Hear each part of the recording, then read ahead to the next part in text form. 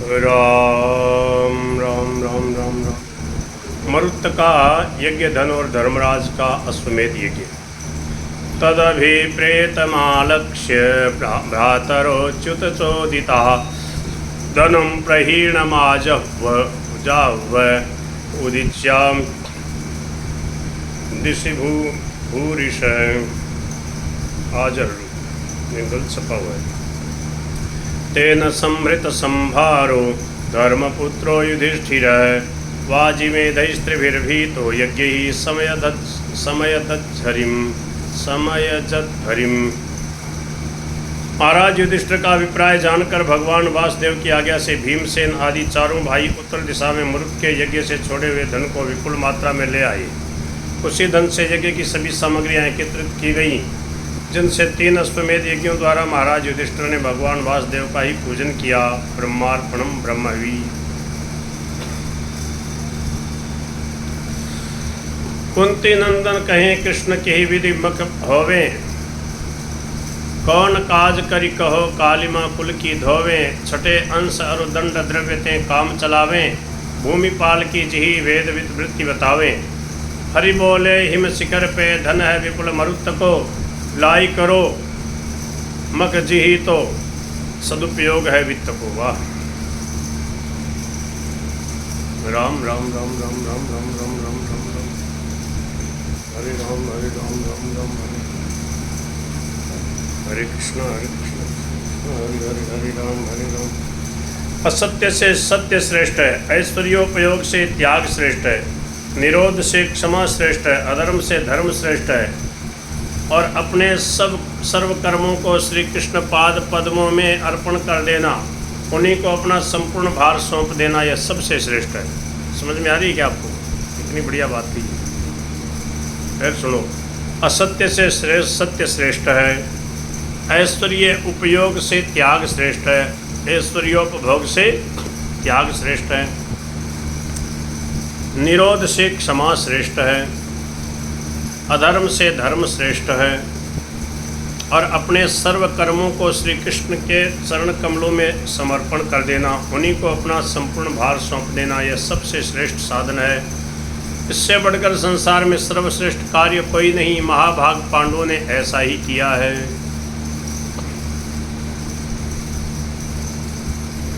यज्ञ के लिए विपुल द्रव्य की आवश्यकता थी। साधारण द्रव्य से तो ये अश्वमेध जैसे महान यज्ञ हो नहीं सकते, और पांडवों के पास उतना द्रव्य है नहीं। सभी कोष युद्ध रूपी यज्ञ में व्यय हो चुका था। जब भगवान ने हिमालय के गंधमादन शिखर से मरुत के यज्ञ शेष द्रव्य को लाने की आज्ञा दी, तो धर्मराज ने समीप में बैठे हुए भगवान वेद व्यास से पूछा, प्रभु ये महाराज मरुत कौन थे? कैसे इनका इतना बड़ा वैभव हुआ? किस प्रकार इन्हें इतनी विपुल धनराशि प्राप्त हुई, और उसे वहाँ इस प्रकार वे क्यों छोड़ाए? मेरे इन सब प्रश्नों का आप अति संक्षेप में उत्तर दें तो मैं अपने भाइयों को भेजकर श्री कृष्ण की आज्ञा से उस द्रव्य को मंगाने का प्रबंध करूँगा। महाराज के ऐसे पूछने पर उन पर वक्ताओं में श्रेष्ठ सत्यवती नंदन पराशर आनंदवर्धन भगवान वेद व्यास जी कहने लगे, हे राजन, मैं परम यशस्वी इंद्र तुल्य ऐश्वर्य वाले महाराज मरुत का और उनके विपुल वृत्त और महान यज्ञ का वृत्त बताता हूँ। आप अपने भाइयों के सहित सावधान होकर उनका चरित्र श्रवण करें। महाराज जो मरुत थे न, बोले कि पूर्व जन्म में एक करंधम नाम के बड़े प्रतापशाली राजा हो गए। क्या नाम था राजा का? करंधम। अब जैसे तुम्हारे पुरोहित धौम्य और कृपाचार्य, उसी प्रकार उन धर्मात्मा राजा के पुरोहित वेदवेता सर्वशास्त्र पारंगत महामुनि अंगिरा जी थे। अंगिरा ही उन्हें सब देव ऋषि तथा पितृ कार्य कराया करते थे। अंगिरा ऋषि के 2 पुत्र थे, बड़े तो बृहस्पति और छोटे थे संवर्त। अच्छा, ये बृहस्पति जी हैं, ये अंगिरा ऋषि के बेटा हैं। अंगिरा ऋषि के बृहस्पति और संवर्त ये 2 बेटा हुए। ठीक है, दोनों ही बड़े विद्वान हुए। बृहस्पति को देवराज इंद्र ने अपना पुरोहित बना लिया। दोनों भाइयों में कुछ अनबन रहती थी। अच्छा, दोनों भाइयों में प्रेम नहीं था, थोड़ी अनबन रहती थी। अनबन का मतलब थोड़ा आपस में झगड़ा वगैरह है, थोड़ा सा राग द्वेष का, थोड़ा ईर्ष्या का भाव। जैसे भाइयों में रहता है ना, आजकल भाइयों में अनबन रहती है थोड़ी, ठीक से उससे बोलते नहीं हैं, वो उसके ऊपर चिढ़ता है, वो उसके ऊपर चिढ़ता है, वो उसकी निंदा करता, उसकी निंदा करता, इसी को कहेंगे ना। तो एक मत नहीं थे, दोनों का मत अलग था, अनबन हो रहती थी थोड़ी, मतलब आपस में प्रेम नहीं था जी, एक दूसरे की बात मान ले तुरंत, वैसा भरत जी और राम जी के जैसा प्रेम नहीं था। ये बड़ा दुर्लभ है महाराज, पढ़े लिखे विद्वान होने पर भी ऐसा रहता है, क्यों? ये बड़ी विचित्र लीला प्रभु की। अब देखो क्या होता है। तो कह रहे हैं अंगिरा जी के जो दो बेटा थे, कौन? बृहस्पति और संवर्त, उन दोनों भाइयों में थोड़ी अनबन रहती थी। हे राजन, भाई भाई में, पिता पुत्र में, मित्र मित्र में, संबंधियों में परस्पर में जो अनबन हो जाती है, इसका प्रधान कारण क्या है बताओ? ऐश्वर्य, यश और इंद्रिय विषय ही होते हैं। भोग की लालसा से ऐश्वर्य में मदान्ध होकर मनुष्य अपने सगे संबंधियों तक का तिरस्कार करने लग जाता है। विप्रवर संवर्त ने अपने श्रेष्ठ भाई से विरोध बढ़ाना उचित नहीं समझा। अच्छा, वो समझदार थे। वे अपना सर्वस्व त्याग कर विश्वनाथपुरी वाराणसी में जाकर दिगंबर वेश से भगवान भूतनाथ की आराधना करने लगे और इधर उधर गलियों में पागल उन्मत्त की भांति विचरने लगे। अब तो अंगिरा मुनि के द्रव्य के तथा उनके कुल परंपरा आगत यजमानों के एकमात्र उत्तराधिकारी बृहस्पति ही हुए। समझ गया? मतलब दो जगह जजमानी बटी हुई थी, पुरोहिताई बटी हुई थी, ये हमारे जजमान, ये हमारे। अब वो जब भाई जो संवर्त जो है वो छोड़ छाड़ के चले गए, बोले ले तू ही संभाल, तो कहता है इतना मैं करूँगा, इतना मेरा होना चाहिए, बोले ले जा, मेरे को नहीं करना, तू ही कर ले। पूरा ही छोड़ दिया पुरोहिताई का काम। समझ गई?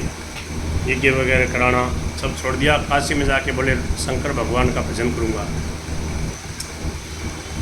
अब सब जितने जजमान थे वो सब के सब बृहस्पति जी के हो गए। महाराज करंधम के अनंतर उनके पुत्र मरुत राज्य सिंहासन पर बैठे।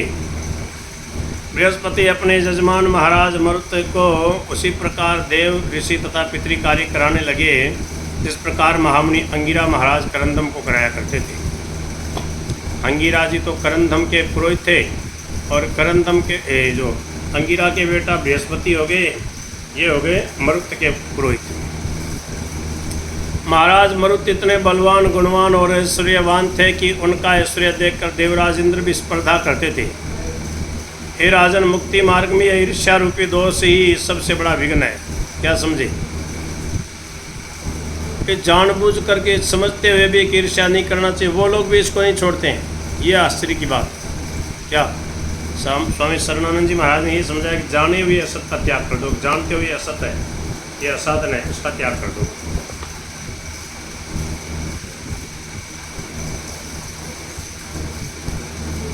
फिर क्या हुआ?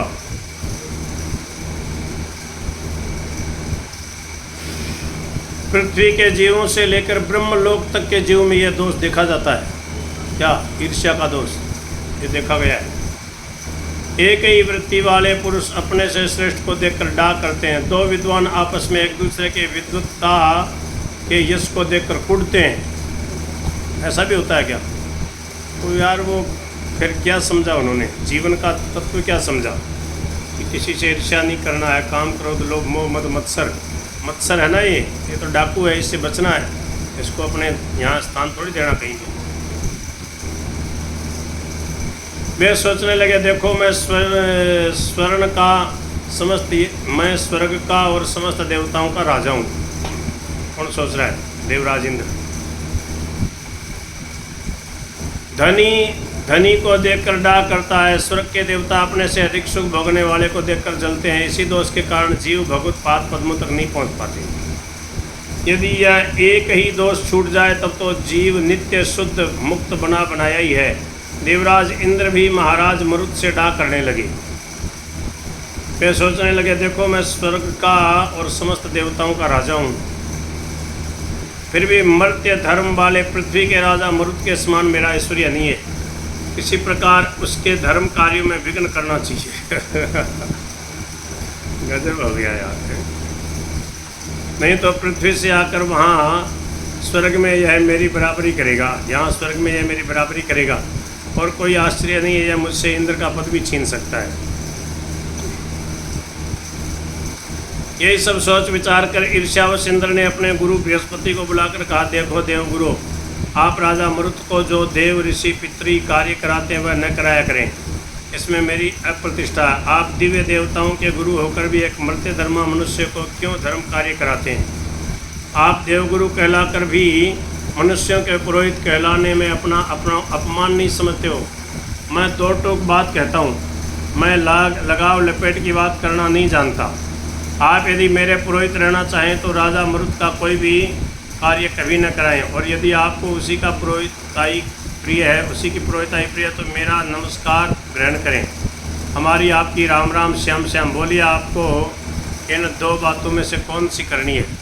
अरे वाह भाई वाह, ये इंद्र तो बड़ा यार स्वार्थी निकला। इसने तुरंत सीधा ही मना कर दिया, बोले आपकी हमारी राम राम श्याम श्याम। बोले अगर आप अब यहाँ आ गए होते, अगर उसके यहाँ यज्ञ वगैरह कराते हो तो फिर वहीं जाओ, यहाँ नहीं कोई काम आपको। अगर हमारे यहाँ का कराते हो तो फिर उधर नहीं जाओगे। ये तो बस संप्रदायों वाला सा झगड़ा हो गया। बताओ, बोले आप हमारे संप्रदाय के हो, उस बाबा जी के सत्संग में नहीं जाओ। हैं? बृहस्पति जी चक्कर में फंसे, इसलिए स्वामी जी महाराज कहते गुरु के चक्कर में मत फंसो, गुरु मत बनाओ। बोले सत्संग कर लो, सत्संग से वही लाभ हो जाएगा। तो कितना ही डराएं, कितना ही वो दुहाई दें, समझ गए कि गुरु के बिना कल्याण नहीं होगा, ये नहीं होगा, वो नहीं। बोले कल्याण होगा उनकी बात मानने से, भगवान की बात मानने से। वो क्या है, ऐसा डरा देते महाराज गुरु लोग भी आजकल।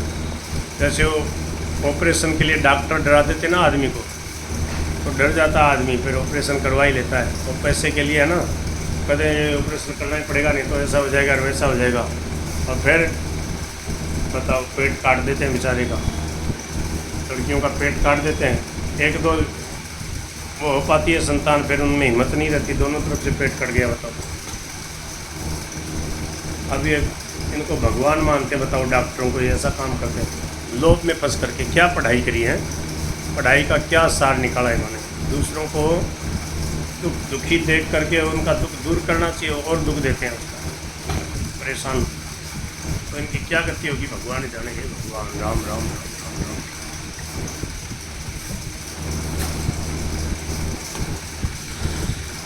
तो क्या हुआ, बोले कि बृहस्पति जी चक्कर में फंसे हुए, सोचते थे दोनों ओर से माल उड़ावे। लो क्या देवराज इंद्र ने तो कह दिया, बोले मेरा यज्ञ कराना, मेरे यहाँ पूजा पाठ कराना, उसका मत कराना। पर बृहस्पति जी क्या थे, बोले दोनों ओर से माल उड़ाना चाहते थे। बोले यहाँ भी दक्षिणा मिल जाए, वहाँ भी मिल जाए। इंद्र की बात सुनकर थोड़ी देर तक वे अपने हानि लाभ के विषय में विचार करते रहे। अंत में वे इसी निर्णय पर पहुंचे कि देवराज की पुरोहिती बनाए रखने को मुझे पृथ्वीपाल की पुरोहिती का ही त्याग कर देना चाहिए। ऐसा निर्णय करके वो बोले, ठीक है राजन, देवराज इंद्र, आपकी और राजा मरुत की क्या बराबरी? आप स्वर्ग के राजा हैं, वे पृथ्वी के। आप देवताओं के स्वामी हैं, वे मरणशील मनुष्यों के। आप अजर अमर और के भाग भोगता है, और मरुत के तो स्वयं मरण धर्मा है। उनके पीछे मैं आपका परित्याग कैसे कर सकता हूँ? यद्यपि उनकी पुरोहिती करने से अब मेरी अपकीर्ति ही है कि देवराज के पूज्य पुरोहित एक मरणशील राजा के यज्ञ में शुरुआ लेकर यज्ञ कराते हैं, किंतु शील संकोच से और कुल परंपरागत वृत्ति के कारण मैं उनके धर्म कार्य करा देता था। अब जब आप मना करते हैं तो क्यों कराने लगा? यदि अब वे आवेंगे तो मैं उनसे कह दूंगा कि अब मैं आपके कार्य कराने में असमर्थ हूँ। समझ गए आप? इंद्र ऐसा उत्तर सुनकर बड़े प्रसन्न हुए। न जाने क्यों जीव अपने प्रतिस्पर्धी का पराभव देखकर प्रसन्न होता है। इंद्र ने समझा कि अब मैंने मरुत को उसके उत्तम ऐश्वर्य से भ्रष्ट कर दिया, कोई बात छिपी तो नहीं रहती। मरुत ने जब यह संवाद सुना तो वे बड़े दुखी हुए। उनकी इच्छा हुई कि मैं एक बड़ा समृद्धिशाली यज्ञ करूं, जैसा आज तक किसी ने न किया, ऐसा यज्ञ करूंगा। यही सब सोचकर वे कुलगुरु बृहस्पति के पास गए और अपना अभिप्राय उन पर प्रकट किया। राजा की बात सुनकर बृहस्पति जी ने कहा, राजन, आपका कल्याण हो। अब आप मुझसे यज्ञ आदि कार्य कराने की आशा सर्वथा छोड़ दीजिए। मैं आपको अब किसी प्रकार का पुण्य पाप नहीं करा सकता। अब आप अपना कार्य किसी दूसरे पुरोहित से कराइए। मना ही कर दिया।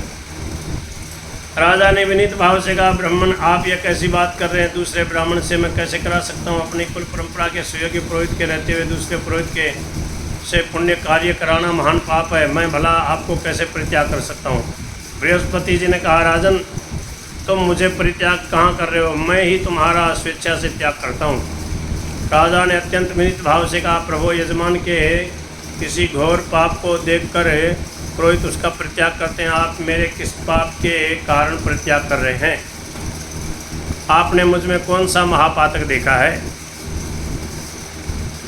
बृहस्पति जी ने सरलता के साथ कहा, राजन आप परम धर्मात्मा हैं, आप में कोई भी पाप नहीं है। मैं किसी पाप के कारण आपका परित्याग नहीं करता। मैं स्वयं प्रसन्नता से आज्ञा देता हूँ कि आप किसी दूसरे वेद के ब्राह्मण से यज्ञ कराएं। मैं इसमें न बुरा मानूंगा और न आप अप्रसन्न ही होऊंगा। राजा बोले, भगवान ये कैसे हो सकता है?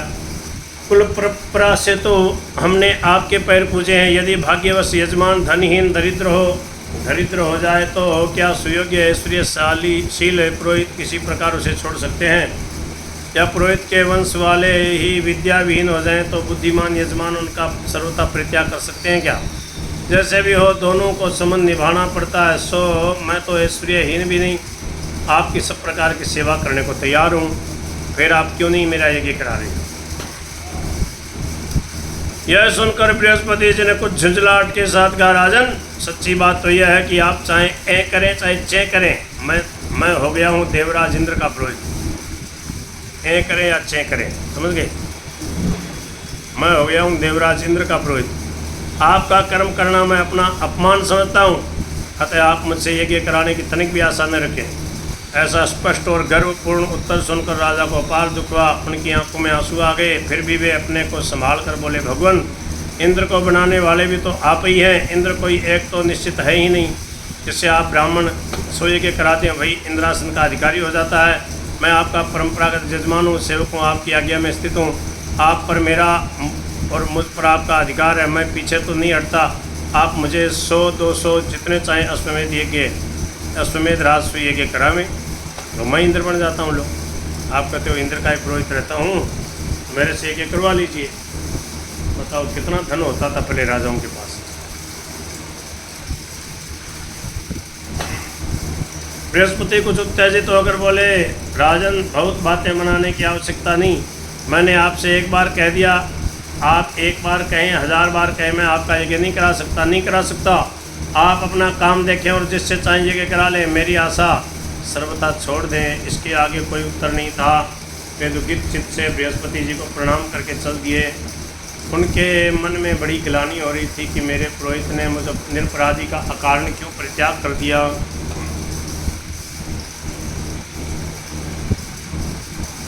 इतने में ही उन्हें कहीं से श्री कृष्ण गोविंद हरे मुरारे हे नाथ नारायण वासुदेव की सुमधुर ध्वनि सुनाई पड़ी। उन्होंने आंखें उठाकर सामने देखा तो वीणा बजाते हुए हरिगुण गान गाते श्री नारद जी महाराज दिखाई पड़े। बढ़िया समय पे आ गए नारद जी, बड़े परोपकारी हैं महाराज नारद जी। गुरु नारद सो होए अकिंचन परोपकारी। देवर्षि नारद को सम्मुख देखकर राजा ने श्रद्धा भक्ति के साथ देवर्षि के चरणों में प्रणाम किया। देवर्षि जी ने यथोचित आशीर्वाद देने के अनंतर पूछा, राजन आप इतने उदास क्यों हो रहे हैं? अपने दुख का कारण आप मुझे बतावें। राजा ने खिन्न मन से कहा, भगवान क्या बताऊं, मेरे कोई पूर्व जन्म के पाप उदय हुए हैं कि मेरे आचार्य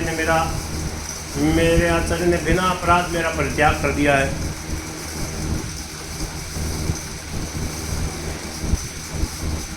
इतना कहकर राजा ने आदि से अंत तक सभी वृत्तांत बताकर कहा, अब आप ये बतावें कि जब मेरे कुल पुरोहित ने ही मेरा परित्याग कर दिया तो मैं किसके द्वारा यज्ञ कराऊं? सब प्राणियों के सदा कल्याण में लगे रहने वाले सर्वज्ञ देवर्षि नारद जी राजा से बोले, राजन आप घबराएं नहीं, मैं आपका यज्ञ पूर्ण कराऊंगा और आपके कुल गुरु के द्वारा ही करवाऊंगा। को मिलाते हुए राजा के ऊपर मानो नारद जी ने अमृत की वर्षा कर दी हो। अत्यंत हर्ष के साथ राजा ने पूछा, भगवान मेरे कुल गुरु बृहस्पति तो देवराज के ऐश्वर्य को देखकर ऐश्वर्यमत हो गए हैं, उनके द्वारा आप मेरा कैसे यज्ञ संपन्न करा सकेंगे। नारद जी को इसी में आनंद आता है कि दो आदमी आपस में लड़ें भिड़ें। समझ में आ रही है क्या आपको? नारद जी को इसी में आनंद आता है कि दो आदमी आपस में लड़ें भिड़ें और वो दूर देख खड़े होकर मज़ा देखते हैं। अतः वे बोले, देखो राजन, न्यायतः बृहस्पति जी आपके पुरोहित हैं। न्यायतः बृहस्पति जी आपके पुरोहित हैं ही नहीं, आपके पिता के पुरोहित मुनिवर अंगिरा के 2 पुत्र हैं, बड़े बृहस्पति, छोटे संवर्त। जब जजमानों का बंटवारा होवे तो न्यायतः आप संवर्त के भाग में आते हैं, आप उन्हीं से अपना यज्ञ करावें। बोले 2 भाई हैं, इनमें से आपके पुरोहित संवर्त हैं। राजा ने दीनता के साथ कहा, बंटवारे की क्या बात है, मेरे लिए तो दोनों ही गुरुपुत्र समान ही पूज्य और वंदनीय हैं, दोनों ही मेरे पुरोहित हैं। किंतु मैंने सुना संवर्त तो दिगंबर वेश बनाकर कहीं चले गए, उनकी कहाँ मैं खोज करूँगा, उन्हें मैं कहाँ पा सकूँगा। यदि वे कहीं मुझे मिल जाएं तो मैं मन के समस्त मनोरथ पूर्ण हो जाएं।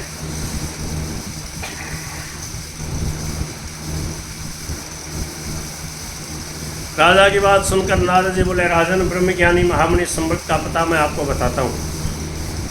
वे भगवान विश्वनाथ की पुरी काशी में पागलों के समान दिगंबर होकर रहते हैं। राजा ने कहा, भगवान, मैं उन अपने आप को छिपाए हुए ज्ञानी महामुनि को कैसे पहचान सकता हूँ। नारद जी ने कहा, राजन, मैं आपको एक उपाय बताता हूँ। आप एक शव ले जा करके वाराणसी पुरी के द्वार पर रख दें। जो काशी का जो मेन दरवाज़ा है वहाँ पर एक शव रख देना। आप सब समझते हो, मरा हुआ व्यक्ति। जो नग्न उन्मत्त पुरुष आकर उस शव को देखकर लौट जाए, उन्हें ही आप अपने पुरोहित अंगिरा का पुत्र संवर्त समझ लेना।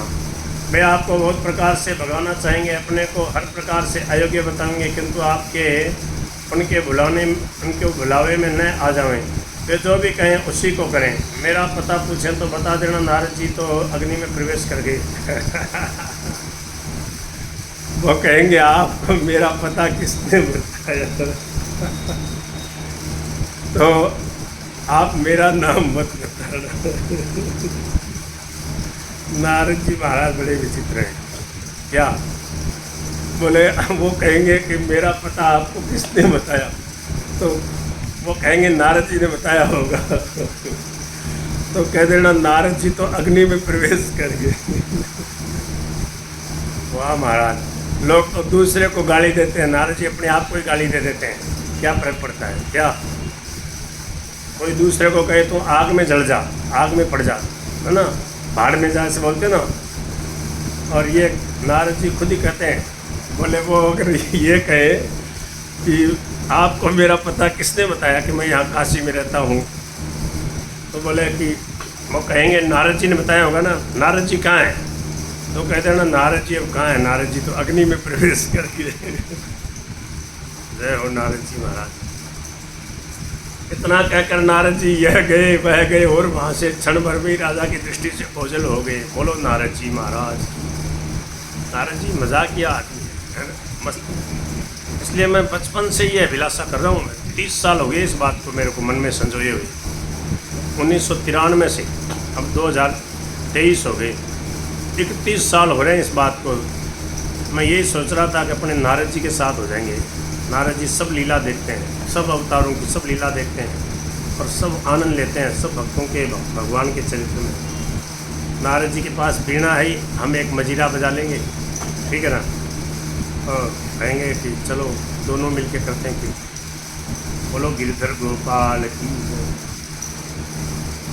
महाराज मरुत को बड़ी प्रसन्नता हुई कि चलो हमारे को अपने कुल पुरोहित मिल जाएंगे। देवर्षि नारद के आदेशानुसार काशी के मुख्य द्वार पर एक शव रखकर वे बैठ गए। शव रख कर के बैठ गए थोड़ा दूर। क्या एक मुर्दा रख दिया वहाँ, जहाँ से मेन गेट था ना, वहाँ पास में एक मुर्दा रख दिया और थोड़ी दूर बैठ गए और देखने लगे कि कौन नंगा अवधूत आता है और इसको देखकर वापस चला जाता है, वही मेरा कुल पुरोहित होगा। अब क्या हुआ, संयोग से उसी समय उन्मत्त वेश में दिगंबर संबर्त उधर आ निकले। सबको देखकर वे लौट पड़े। महाराज मरुत ने समझ लिया ये ही मेरे पुरोहित ब्रह्मज्ञानी संबर्त हैं। सब कुछ छोड़कर वे उनके पीछे लगे। संबर्त मुनि ने देखा कि राजा मेरा अनुवर्तन कर रहा है, तो वे अपना उन्मत्तपना प्रकट करने लगे, राजा के ऊपर धूल फेंकने लगे और पतली पतली जो कीच हो जाती है ना गलियों में, पागल की तरह जो कीचड़ नहीं होता है, वो कीचड़ उछालने लगे ऐसे उसके ऊपर पागल की तरह, जैसे वो भाग जाए। राजा के शरीर पे थूकने लगे और अंट संट बकने लगे, गाली देने लगे। इतने पर भी राजा ने उनका पीछा नहीं छोड़ा, क्योंकि पक्के गुरु नारद जी का पढ़ाया हुआ था। समझ में आ रही है क्या आपको ये बात? नारद जी महाराज ने कह दिया था कि वो मना करेंगे, पागल की तरह करेंगे, तुम पीछा मत छोड़ना। तब मुनि गंगा किनारे एक एकांत में स्थान में जाके बैठ गए। राजा भी प्रणाम करके हाथ जोड़े हुए उनके सम्मुख खड़े रहे। जब महामुनि संबर्त ने पूछा, राजन आपको मेरा पता किसने बताया? हाथ जोड़े हुए दीनता से राजा ने कहा, ब्राह्मण मुझे महामुनि नारद जी ने आपका सब वृत्तांत बताया। तब मुनि प्रसन्न हुए और बोले, तुम मुझसे क्या चाहते हो? राजा ने आदि से अंत तक सभी वृत्तांत विस्तार से बताकर प्रार्थना की, प्रभु आप मुझसे यज्ञ करावें, मैं अपने कुल गुरु के द्वारा ही यज्ञ संपन्न कराना चाहता हूँ।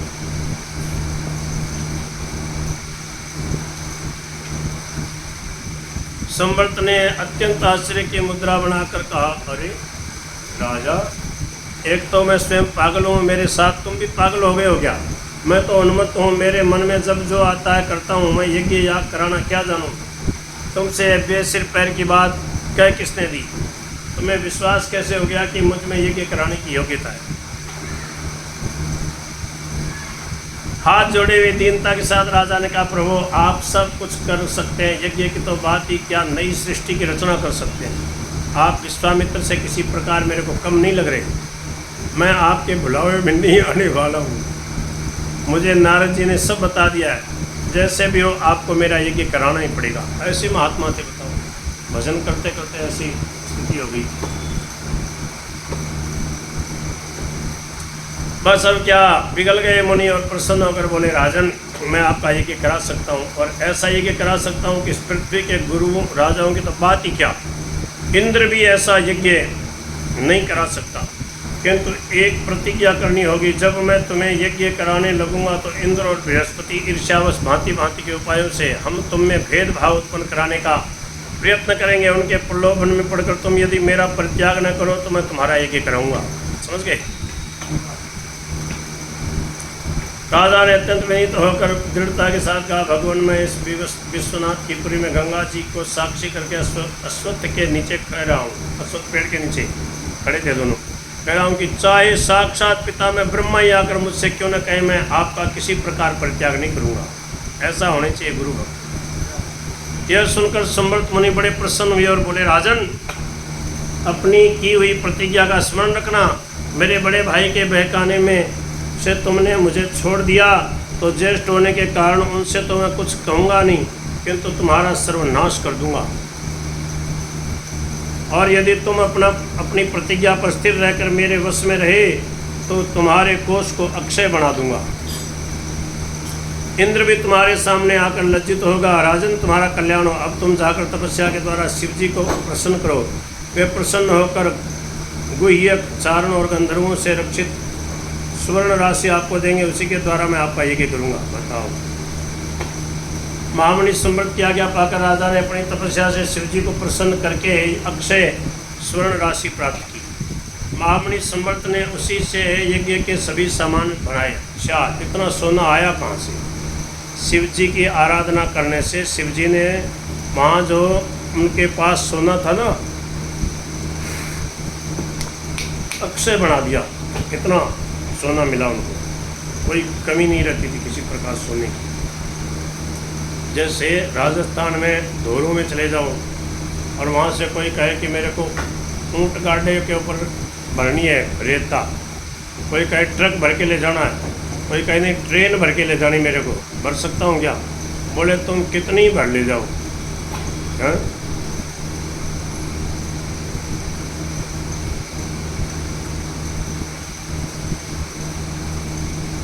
अब क्या हुआ,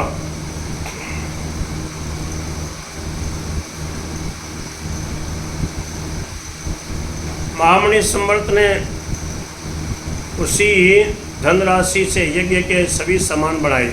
उन्होंने आज्ञा की हमारे यज्ञ में पात्र, खंबा, मकान, वेदी सभी वस्तुएं स्वर्ण की ही हों। मिट्टी, चूने, पत्थर का, ईंट का कोई काम नहीं था वहाँ पे। जितने बर्तन थे ना सब सोने के बनाए। अब सुनारों को और कारीगरों को सबको बुला लिया, सबके मौज हो गई। राजा के यहाँ सब लोग रहते ही थे, सब लग गए उसमें। इंद्र ने जब संवर्त के द्वारा कराए जाने वाले महाराज मरुत के यज्ञ का समाचार सुना तब तो उसके पेट में पानी हो गया। ये क्या मतलब हुआ? पेट में पानी हो गया? पानी कैसे हो गया? पेट में पानी हो गया मतलब दुखी हो गए, ईर्ष्यावश जल गए, दुखी हो गए। अपने गुरु बृहस्पति की सम्मति से अग्नि भेजकर, गंधर्व भेजकर राजा तथा संवर्त पुरोहित में भांति भांति से फूट पैदा करने का प्रयत्न किया। बार बार कहलाया अब तुम्हारे यज्ञ को बृहस्पति ही करावेंगे।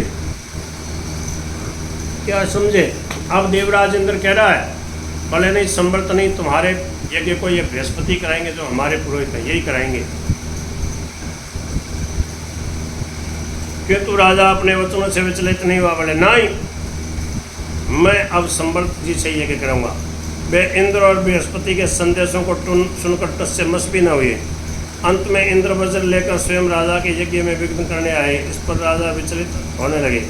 तब संवर्त मुनि ने उन्हें सांत्वना देते हुए कहा, राजन आप घबराए नहीं, मैं अपने मंत्र बल से इंद्र को अभी यहीं पर स्तंभित कर देता हूँ। ये खड़ा रहेगा पत्थर की मूर्ति की तरह, कुछ नहीं कर पाएगा। महामुनि के ऐसे वचन सुनकर राजा ने कहा, भगवान यदि क्रुद्ध होकर इंद्र हमारे यज्ञ में न आवे तब तो क्या कराया सब व्यर्थ ही हो जाएगा। दृढ़ता के साथ संवर्त बोले, राजन तुम कैसे भूली भूली बातें कर रहे हो? तुम्हें मेरी शक्ति पर विश्वास नहीं है। इंद्र की क्या शक्ति मेरे बुलाने पर न आवे? मैं अपने मंत्र बल से बलात् देवराज इंद्र को यहीं बुलाकर आपको दिखाऊंगा। शक्ति संपन्न संवर्त के ऐसे साहस के सामने इंद्र को सिर झुकाना पड़ा।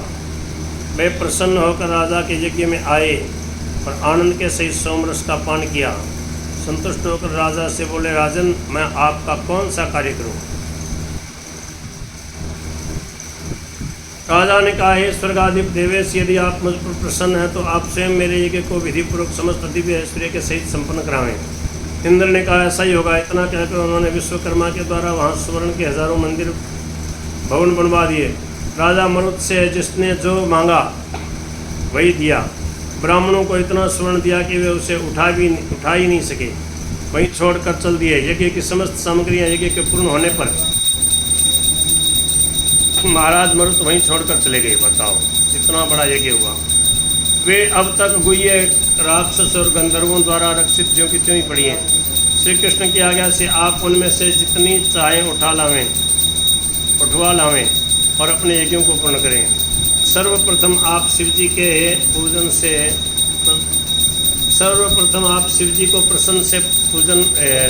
को पूजन से प्रसन्न कर लें, क्योंकि उनकी प्रसन्नता के बिना आप वहाँ से एक कण भी उठा कर नहीं ला सकते। वहाँ सामग्रियाँ तो पड़ी हैं, लाखों ट्रक भर लिए जाएं। इतना सोना पड़ा था अक्षय।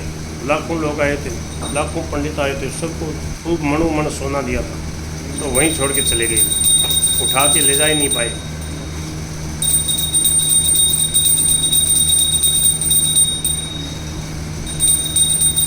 भगवान श्री कृष्ण की आज्ञा और वेद व्यास जी को की भी सम्मति समझकर धर्मराज ने अपने भाइयों को भेजा। वे शिव जी को पूजन द्वारा प्रसन्न करके हजारों छकड़ों में लाखों ऊंट, घोड़ों, हाथी और खच्चरों पर वहाँ से स्वर्ण लदवा के ले आए।